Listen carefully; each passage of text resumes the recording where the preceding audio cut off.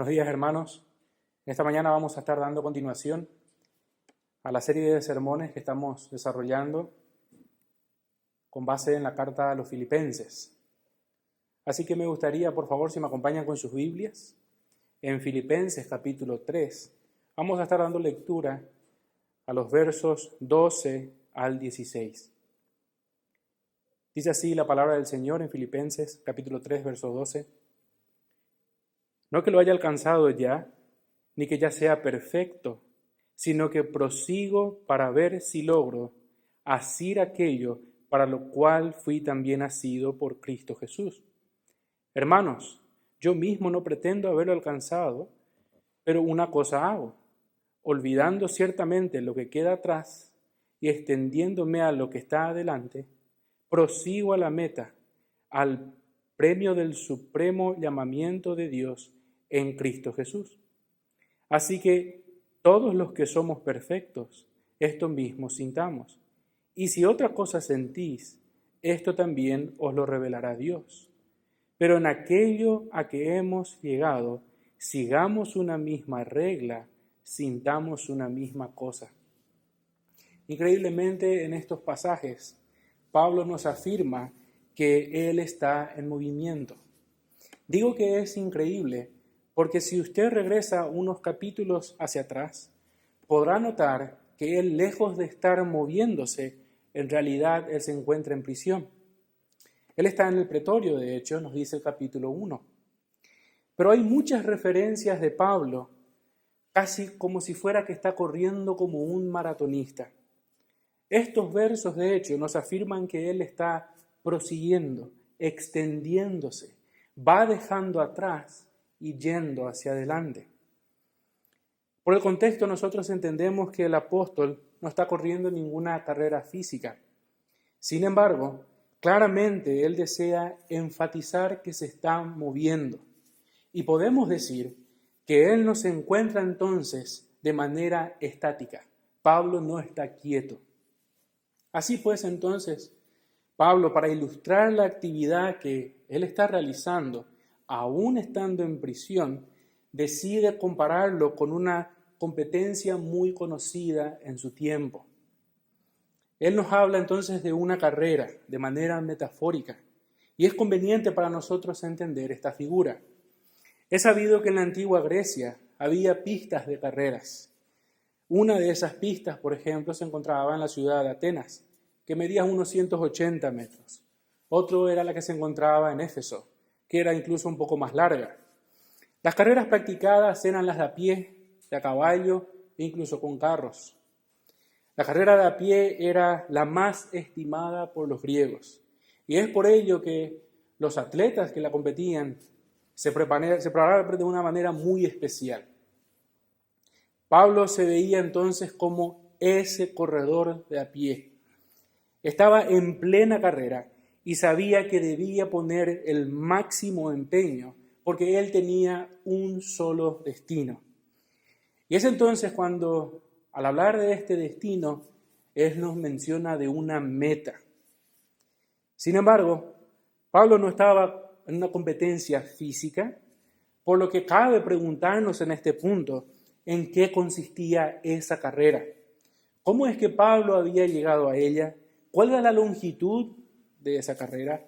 ¿Cuál era la meta? ¿En qué consistía el premio? Etcétera.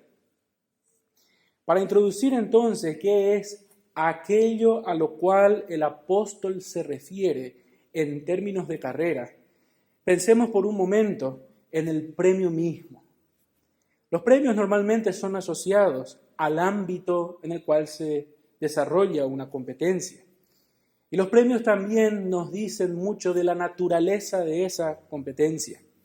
Por ejemplo, el conocido trofeo del Balón de Oro difícilmente pueda ser otorgado a un boxeador porque sencillamente este trofeo es para aquel futbolista que se ha destacado. Bueno, igualmente, el premio al mejor actor, podemos pensar, nos informa sobre el grupo de personas que ha sido considerada para este concurso y todos sabemos que estos son los actores, no otros. Entonces, Esta ilustración del premio y su competencia puede ayudarnos a entender cuál es ese premio hacia el cual Pablo estaba prosiguiendo. Primeramente, observemos que esta carrera, la cual Pablo menciona, él no lo había terminado. Él afirma esto, que esta carrera no lo ha alcanzado ya, nos dice el capítulo 3, y que aún él está prosiguiendo hacia la meta. Asimismo, esa meta hacia la cual él proseguía es también, nos dice el verso 12, aquello para lo cual fue asido por Cristo Jesús.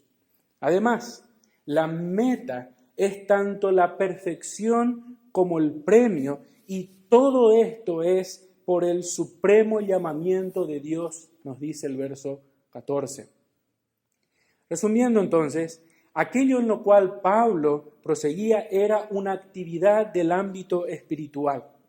Y sabemos esto porque él nos dice que fue asido por Cristo Jesús acorde al llamamiento de Dios, y es entonces que él está en competición, en carrera.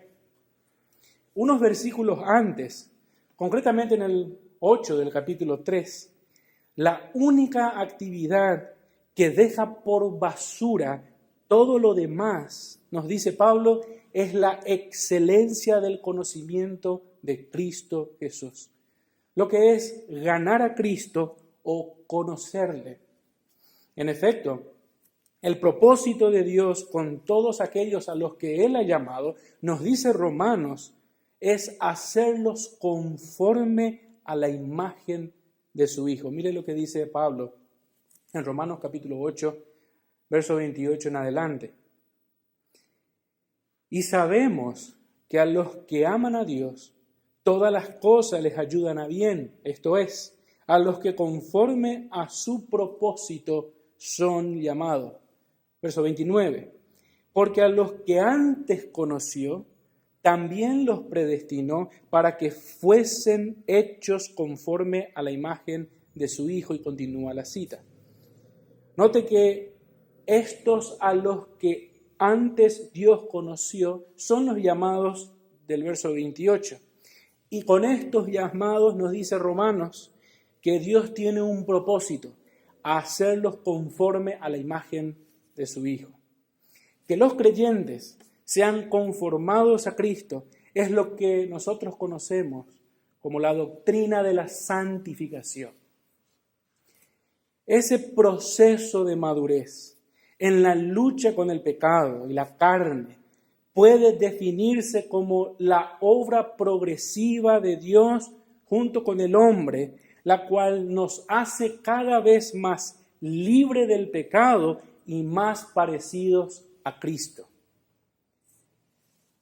La santificación es lo que Pablo entonces ilustra con una carrera. Esa era la carrera de Pablo. Y análogamente, este proceso de santificación tiene un punto de partida, tiene un recorrido y una meta si pensamos en términos de carrera. Los teólogos aquí en este punto dirían al respecto que la santificación tiene tres aspectos: la santificación posicional, la santificación experimental y la santificación final. Todos estos elementos se encuentran presentes en nuestros pasajes. Notarán que Pablo habla de ser asido por Cristo para la santificación como la línea de partida, o en términos teológicos, la santificación posicional. No haber alcanzado aún y proseguir yendo hacia adelante es el recorrido o la santificación experimental. El estado de perfección, eso que Pablo aún no ha alcanzado, es claramente el premio, la meta, y podemos asociar con la santificación final. Ahora bien, Pablo pone especial énfasis en esta porción en el recorrido. Observe que el verbo proseguir se repite 2 veces en estos pasajes y está en tiempo presente. Es lo que Pablo está haciendo. Claramente él desea resaltar que avanza hacia aquella perfecta madurez que espera recibir. Podemos entonces con toda seguridad decir que Dios nos conformará a la imagen de su Hijo, pero quiere que en esta vida trabajemos en nuestra santificación. Que los creyentes sean llamados santos no es sinónimo de que sean perfectos, sin pecados o semejantes a Cristo plenamente. Decir que somos santos es referirse a la santificación posicional. Y a diferencia de la madurez, no es algo que se pueda procurar, porque el creyente es declarado santo por Dios con base en la muerte de Cristo. Observe, por favor, cómo se dirige Pablo a los mismos filipenses en su salutación. Dice de ellos: a todos los santos en Cristo Jesús que están en Filipos con los obispos y diáconos. Este mismo saludo se destaca cuando el apóstol se dirige incluso a los corintios. En la salutación misma, en la primera carta a los corintios, Pablo dice esto: a la iglesia de Dios que está en Corinto, a los santificados en Cristo Jesús, llamados a ser santos con todos los que en cualquier lugar invocan el nombre de nuestro Señor Jesucristo, Señor de ellos y nuestros. Habrá notado que los corintios son llamados a ser santificados, pero son santos. Los santificados en tiempo pasado, en Cristo Jesús, ahora vienen a ser llamados a ser santos.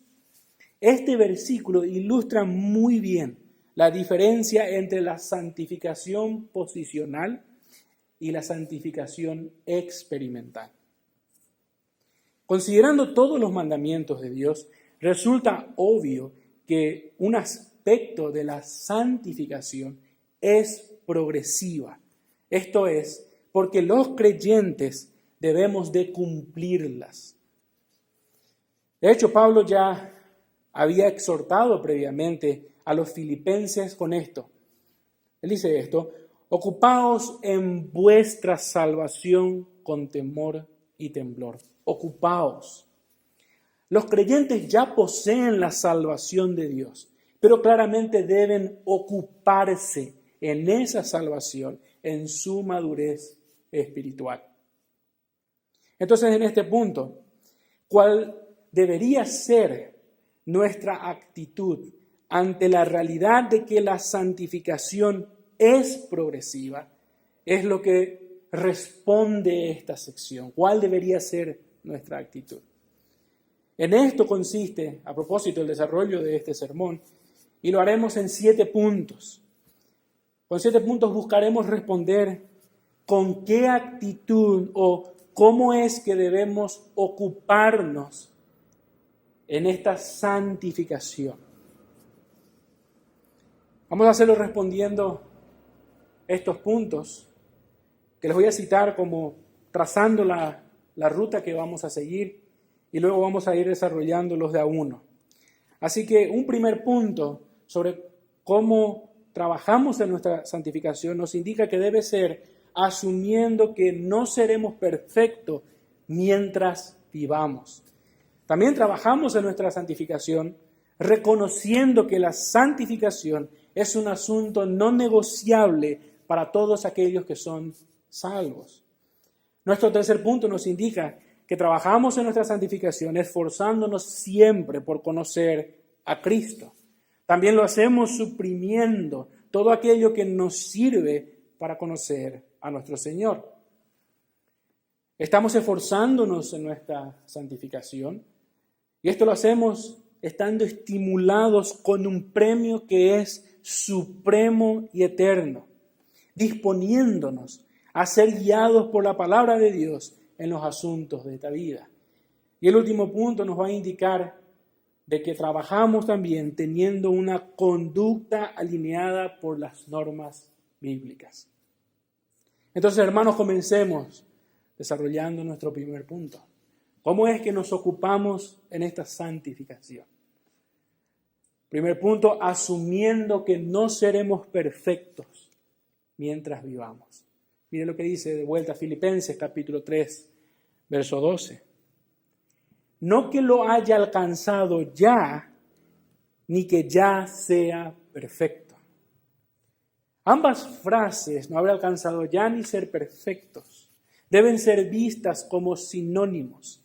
Y lo que Pablo está reconociendo básicamente es su propia imperfección. Él no es libre de objeciones, puesto que su carácter aún no fue conformado completamente a la imagen de Cristo. Aunque Pablo no lo haya alcanzado ya, tampoco significa que nunca jamás lo alcanzará. Sencillamente, tal asunto como la perfección, nos dice Pablo, todavía no aconteció.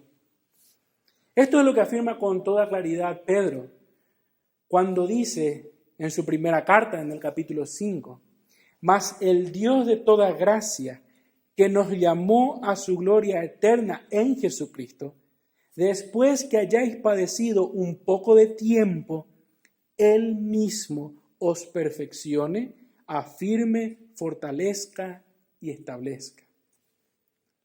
La conclusión de este proceso de perfeccionamiento no es algo que el creyente pueda concluir en esta vida. Dios mismo lo va a hacer en el día de nuestro Señor Jesucristo. Pablo, de hecho, señaló a los filipenses esto en el capítulo 1, que el que comenzó en vosotros la buena obra, la perfeccionará hasta el día de Jesucristo. Ahora, es cierto que hemos sido libertados del pecado, según Romanos capítulo 6. Pero no obstante, el pecado sigue siendo presente en nuestras vidas. Y tenemos el mandato de parte de Dios de no dejar que el pecado reine en nuestros cuerpos mortales. Ni el mismo Pablo, un hombre extraordinario y de destacada madurez espiritual, estaba exento de pecar. Pablo llegó a decir esta palabra. Miren lo que dice Romanos capítulo 7, verso 19. Porque no hago el bien que quiero, sino el mal que no quiero. Eso hago. Y más adelante, en el verso 24, Pablo llega a decir estas palabras con profunda tristeza. Miserable de mí, ¿quién me librará de este cuerpo de muerte? Esta declaración de Pablo no es como algunos dicen que fue, un momento de debilidad espiritual o incluso de carnalidad. Esta es la declaración humilde del mismo hombre que años más tarde está diciendo a los filipenses, no piensen ustedes que yo ya alcancé la perfecta madurez. Eso no es así. Lo que Pablo hace bien describe la realidad de la lucha que todos los creyentes tenemos con el pecado mientras vivamos. Ahora, lastimosamente, dentro del protestantismo, podríamos decir, hay grupos que siguen la tradición wesleyana de la santificación, lo que se conoce como el perfeccionismo. Ellos creen que es posible tener un alto nivel de santidad y llegar a la perfección impecable. Es decir, que uno sencillamente ya no peca. Ellos no ven la santificación como algo progresivo que lleva toda la vida, sino que ellos lo ven como un único suceso en algún momento después de la conversión, donde luego de pasar por cierta experiencia particular, es que uno recién logra estar completamente dedicado a Dios en completa santificación. Y alcanzar ese estado de impecabilidad. En estos grupos, la búsqueda de esa experiencia transformadora que a uno lo lleva a vencer completamente el pecado y ser completamente obediente a Dios, se vuelve la meta para esta vida. Lo llaman la vida victoriosa y frases similares. Este estado de éxito espiritual es pretendido y promovido a través de ritos de consagración. Reuniones donde se le invita a las personas con ciertas actividades a consagrar plenamente su vida, y estas reuniones tienen el fin de que llegue esa experiencia transformadora en el creyente y alcance ese estado de perfección, de entrega, de disposición completa a Dios. En esta línea de pensamiento, algunos abren la ventana, malinterpretando lo que dice Pablo a los Corintios, para categorizar a los cristianos en dos grandes grupos. Aquellos cristianos no piadosos, pero que sí van a ir al cielo, de los que sí buscan su santificación. Los famosos cristianos espirituales y carnales. ¿Qué podemos decir a todo esto? Haciendo una conclusión de este primer punto, de que nunca seremos perfectos en esta vida. En realidad, todos los cristianos deberían ocuparse en la santificación. En humildad, nosotros debemos de reconocer, como lo hace Pablo, que aún no somos lo que deberíamos ser. Aún no somos. Aún no alcanzamos esa perfección. Nuestro segundo punto nos invita a que reflexionemos sobre cómo trabajamos en esta santificación. Y esto lo hacemos reconociendo que la santificación es un asunto no negociable para todos los que son salvos. Mire lo que dice de nuevo Filipenses capítulo 3, verso 12. Sino que prosigo por ver si logro asir aquello para lo cual fui también asido por Cristo Jesús. Aquí Pablo continúa hablándonos de cómo él se esfuerza para seguir adelante en su vida cristiana. Pero centrémonos primeramente en el propósito de Cristo al considerar la declaración para lo cual fui también asido por Cristo Jesús. La frase para lo cual es una referencia directa hacia aquello que Pablo se dirige, esto es, ganar a Cristo o ser conformado a su imagen. Que los creyentes seamos modelados a Él es lo que nos describe como discípulos. Llegar a ser como Jesús significa que caminamos en este mundo con el mismo mensaje, el mismo ministerio, compasión, obediencia, y además estamos experimentando en nuestros cuerpos el sufrimiento de ser sus discípulos. Juan en su primera carta lo resume con una sencilla frase: andar como Él anduvo. Capítulo 2, verso 6. Este es el propósito para lo cual el apóstol nos dice que fue asido por Cristo Jesús. Ser asido por Cristo no es otra cosa que haber sido adquirido por Él y convertido en una posesión propia. Para Pablo, ser de Cristo o un cristiano no es un asunto de su propia elección o mérito, porque es el Señor mismo quien lo salvó para hacerlo su discípulo. Esta enseñanza era un duro golpe a la falsa enseñanza de los judaizantes con los que estaban siendo expuestos los filipenses. Estos malos obreros, según Pablo, pretendían ganarse a Dios teniendo confianza en sus propias obras, tanto que veían como necesaria la circuncisión. Bueno, acorde al principio que obtenemos de los primeros versos del capítulo 3, Sabemos que por vivir en la propia justicia nunca nadie jamás será salvo. Suponer que la salvación sea por méritos humanos es lo que podemos llamar un extremo del falso evangelio, salvación por obras. Pero hay otro extremo, y es suponer que la piedad es una opción en la conversión, o lo que muchos llaman la gracia barata. Muchos ven la salvación como una obra separada. Uno puede estar justificado delante de Dios, lo que comúnmente asociamos con ir al cielo y vivir practicando el pecado.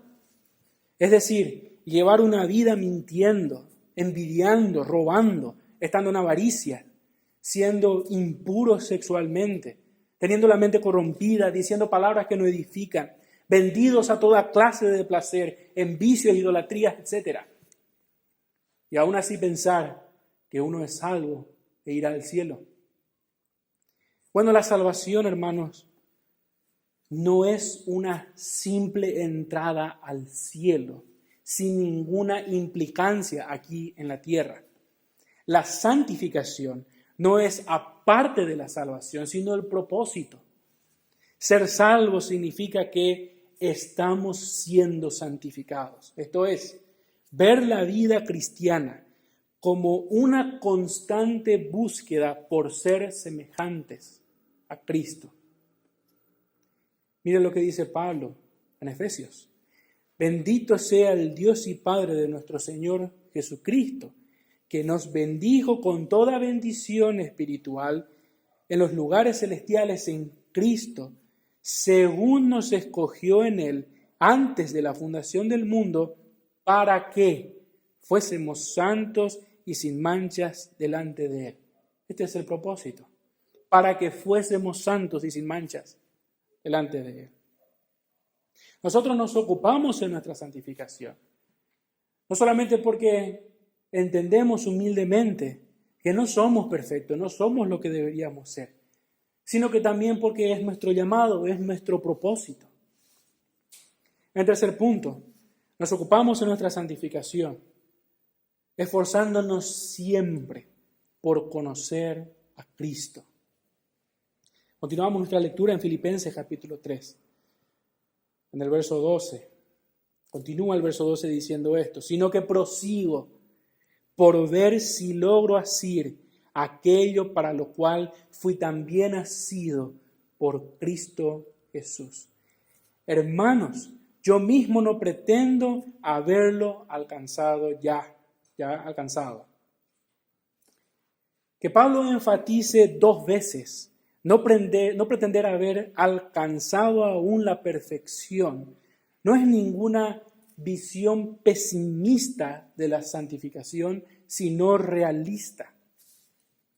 Él está, nos dice Pablo, como en una carrera. Y al igual que un atleta que está en plena carrera, no llegar aún a la meta solamente significa una sola cosa, que uno debe de seguir corriendo. Cualquier pesimismo aquí es contrastado con la frase, sino que prosigo. La palabra que se traduce por proseguir tiene el sentido de realizar un esfuerzo intenso. Este esfuerzo está direccionado hacia un objetivo, el cual se busca ardientemente. Aquí se utiliza como una metáfora de un corredor que se mueve rápida y decisivamente hacia la meta.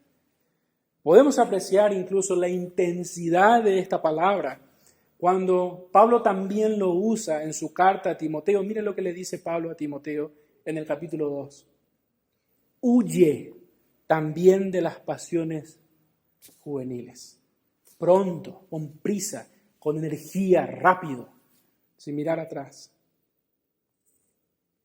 Para Pablo, los momentos de su vida, que en la metáfora era la carrera, debían ser explotados al máximo hacia la única dirección que es buscar la comunión con Cristo. Trabajar en la santificación Requiere la humildad para reconocer que no soy perfecto, por tanto no soy alguien especial que está exceptuado de la labor y que necesito esforzarme por conocer cada día más a mi Señor.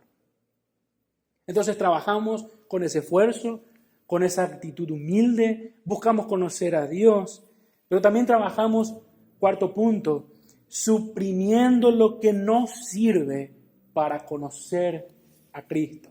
Mire lo que dice Filipenses capítulo 3, verso 13. Pero una cosa hago, olvidando ciertamente lo que queda atrás y extendiéndome a lo que está delante. Note por favor la singularidad de la acción de Pablo.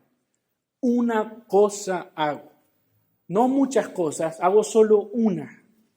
Ya nos ha dicho en qué consiste esa cosa y lo vuelve a repetir aquí.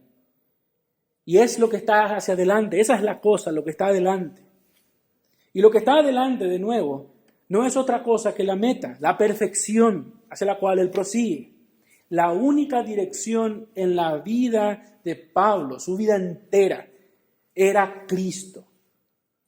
Ahora bien, al igual que un atleta, mirar hacia atrás constituye todo un riesgo. Ningún atleta va corriendo en plena carrera y gira la cabeza para ver cuánto recorrió. Se puede tropezar. Solamente para ilustrar. Al decirnos Pablo que olvida lo que queda atrás, nos está informando que el pasado es algo irrelevante para esta carrera.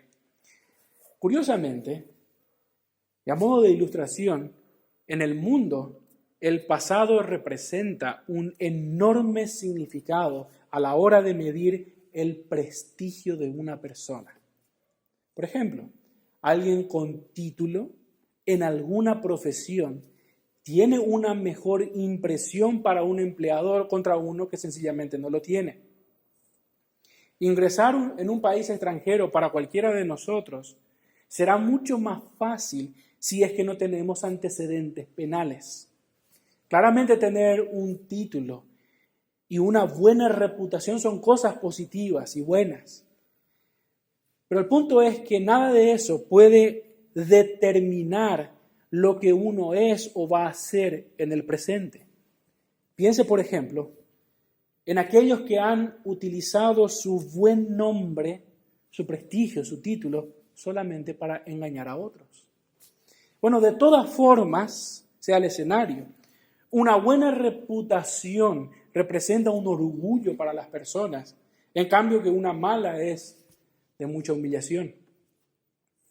Los falsos maestros, los judaizantes en tiempos de Pablo, hacían alardes de sus grandes logros religiosos.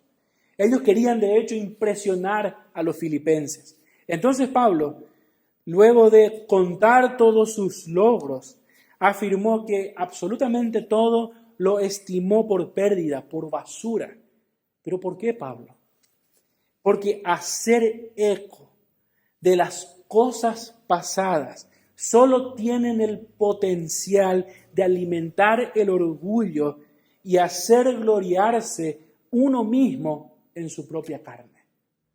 Y ni qué decir si hacemos eco de nuestro pasado pecaminoso. Si los traemos a la memoria, ellos normalmente nos van a conducir al desaliento. Ir al pasado, en cualquiera de sus aspectos, sea bueno, sea malo, todo esto hace desviar a los creyentes de Cristo, de la meta. Me encanta lo que dice Spurgeon y permítanme leerles una parte de lo que él comenta. No importa si ya ha recorrido demasiado, debe dejar que el espacio que se encuentra entre usted y la meta absorba todos sus pensamientos y domine toda su energía. Pero no se detenga a felicitarse a sí mismo como si hubiese hecho algo grande, porque pronto podría terminar. Bueno, es tentador hacer alarde de nuestros éxitos espirituales. Pero piense con cuidado que las veces que usted ha rememorado el pasado, si ha contribuido verdaderamente para conocer más a su Señor o solamente le dieron satisfacciones a su propia carne. Trabajamos también en nuestra santificación, estando estimulados con un premio que es supremo y eterno. Miren lo que dice, por favor, Filipenses 3:14. Prosigo a la meta, al premio del supremo llamamiento de Dios en Cristo Jesús. La motivación última de Pablo no es una mera corona si pensamos en la clase de premio que los atletas de su tiempo recibían. Su premio, nos dice el de Pablo, es de un valor insuperable. Ganar a Cristo completa y plenamente.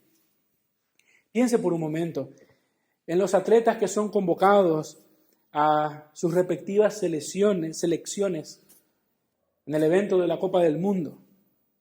Si quiere puede pensar en cualquier tipo de participación, en cualquier tipo de premio, y va a notar que ese objetivo, esa meta, alzar esa copa o el reconocimiento, lo que fuere, representa sin duda un estímulo potente para los competidores.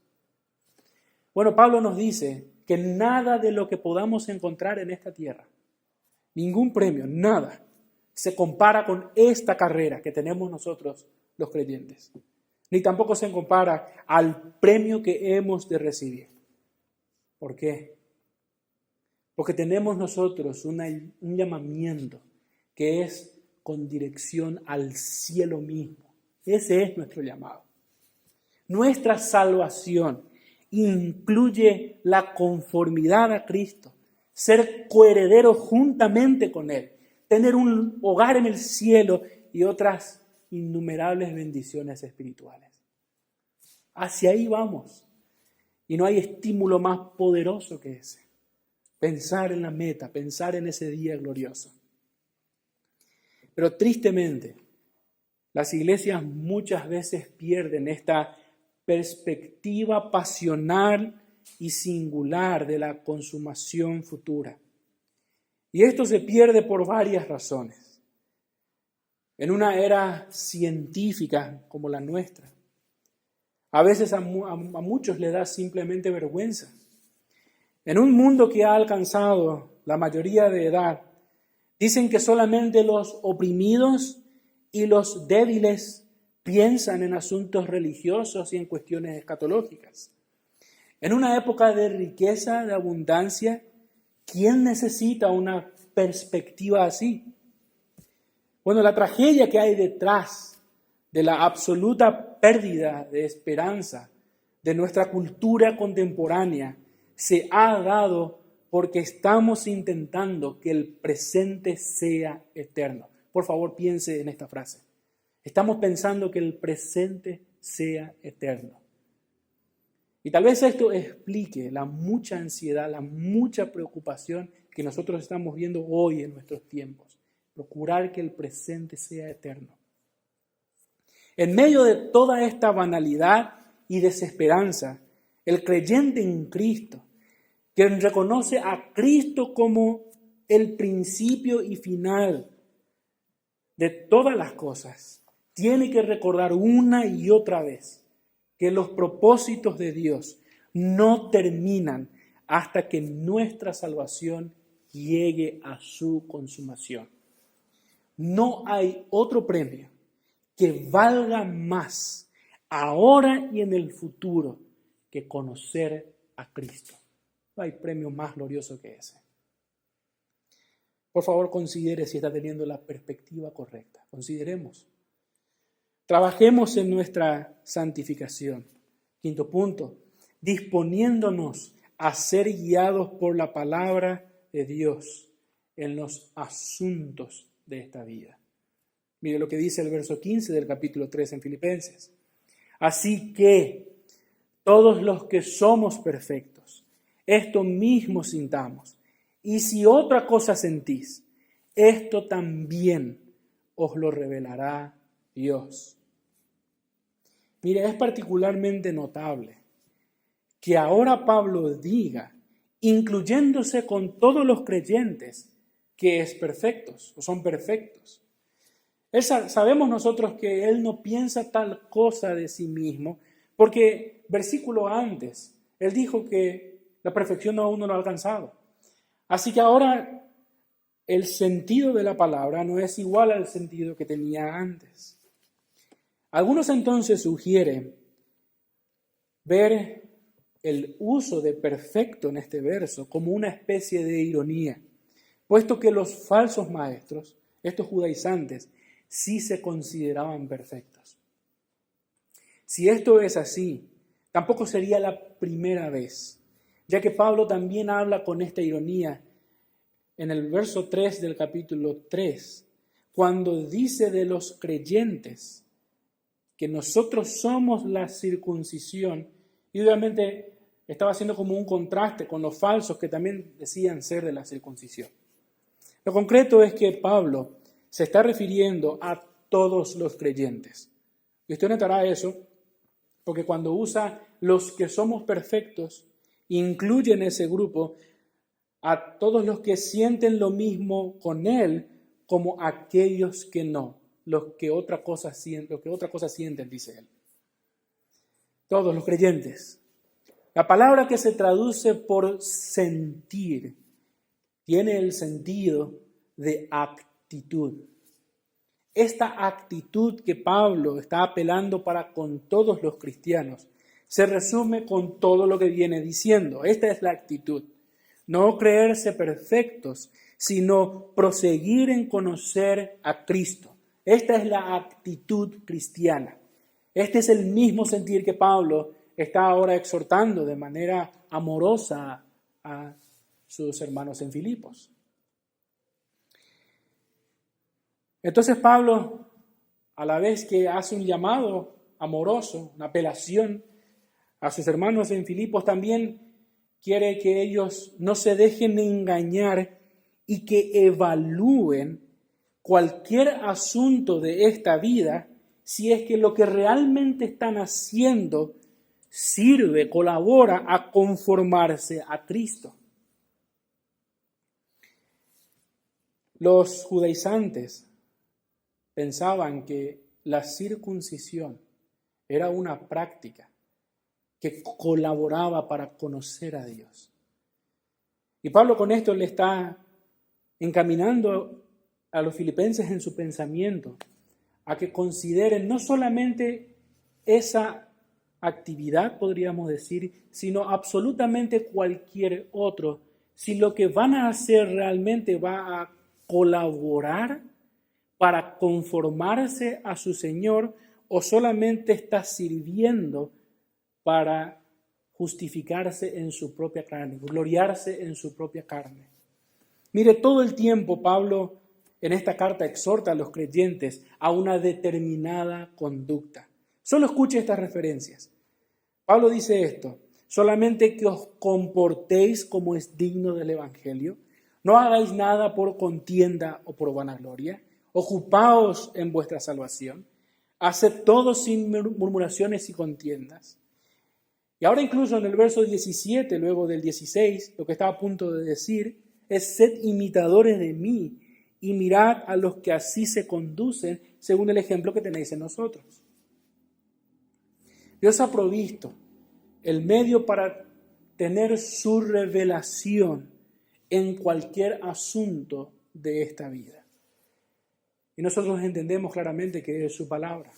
Su palabra es la que nos encamina, su palabra es la que nos orienta, la que nos hace sopesar cualquier actividad que hagamos, lo que sea que pensemos, si eso realmente contribuye, agrada, nos conforma a la imagen de Cristo, cumple con ese propósito, cumple con nuestro llamamiento.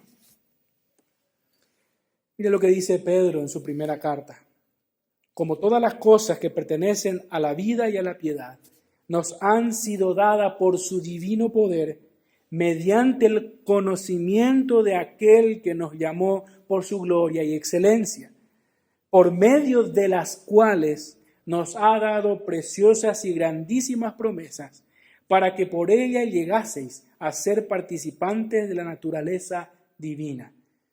¿Cómo es que recibimos todas las cosas que son para la vida, para la piedad? ¿Cómo es que conocemos a aquel que nos llamó para su gloria y excelencia? ¿Cómo es que nosotros sabemos de las preciosas y grandísimas promesas? A través de su palabra.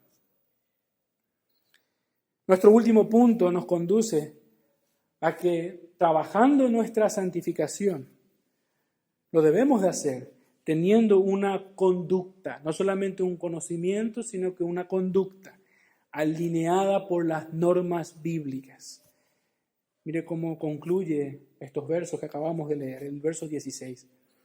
Pero en aquello a que hemos llegado, sigamos una misma regla, sintamos una misma cosa. La palabra regla se traduce del griego canon. Denota originalmente una vara recta que se utilizaba como una regla o un instrumento de medida. A partir de ahí, metafóricamente se utiliza para expresar lo que sirve para medir o determinar cualquier cosa. Y es entonces que este término vino a denotar cuál debe ser la norma o principio que ha de regular las acciones de los hombres, el canon. En este sentido, los cristianos tenemos un solo canon, una sola norma. Y a lo que todo creyente ha llegado mediante el Evangelio es el camino espiritual por el cual ahora nosotros debemos de andar. Pablo habla entonces de seguir este canon y también lo hace cuando en el verso 27 del capítulo 1 nos exhorta cómo debemos de comportarnos y dice esto, como es digno del Evangelio. Dios ha provisto los medios para nuestra santificación, cosas tales como la oración, la congregación y su palabra, pero es a través de la Biblia, su palabra, que nosotros hemos conocido ese Evangelio, seguimos conociendo a nuestro Señor y esa palabra es nuestra norma de vida, nuestra regla, nuestro canon, las Sagradas Escrituras.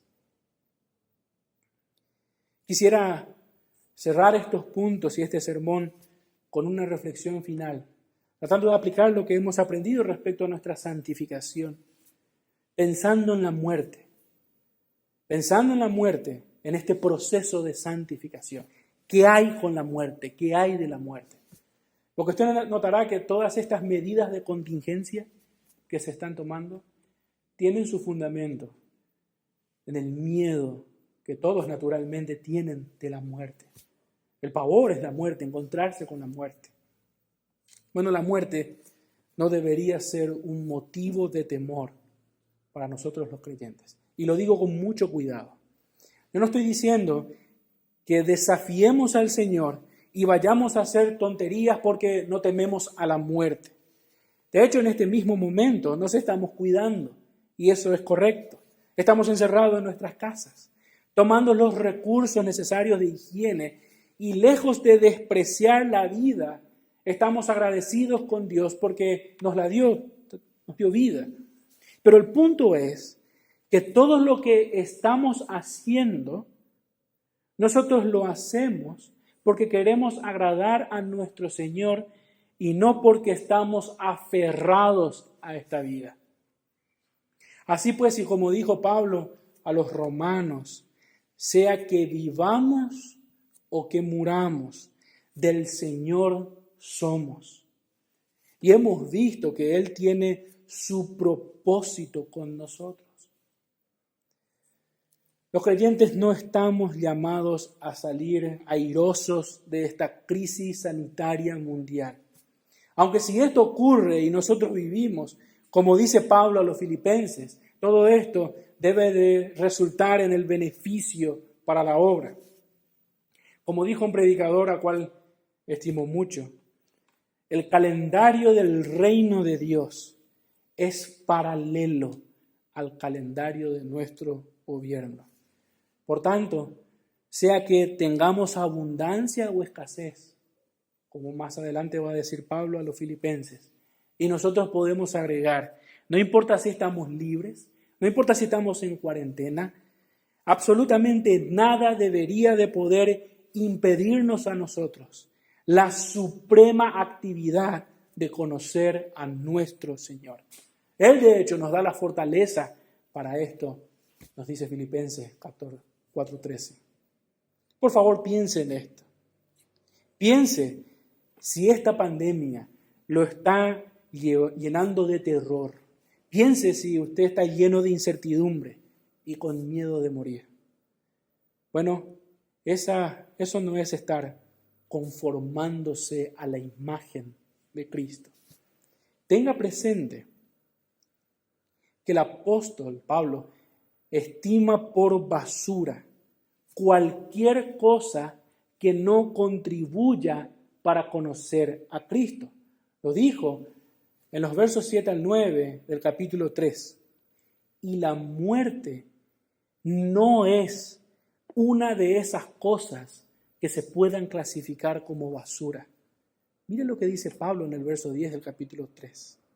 A fin de conocerle y el poder de su resurrección y la participación de sus padecimientos, llegando a ser semejante a él en su muerte, si en alguna manera llegase a la resurrección de entre los muertos.